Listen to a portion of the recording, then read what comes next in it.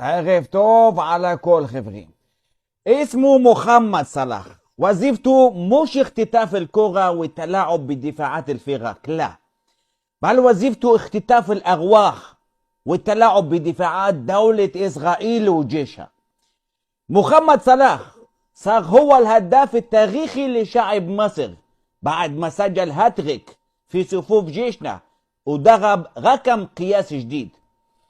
أنا يمر لمنهجي مدينة إسرائيل: إذا كنتوا عجزانين عن مواجهة شرطي مصري مش مدرب، فكيف بتحكوا عن درب إيران وبتدعوا إنكم مستعدين لمواجهة متعددة الساحات؟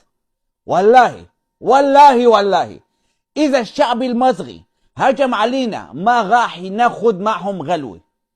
الأرض بتتكلم عربي وما راح تتكلم عبري أبدا، مهما حاولنا التشويه وتزوير التاريخ والحقائق.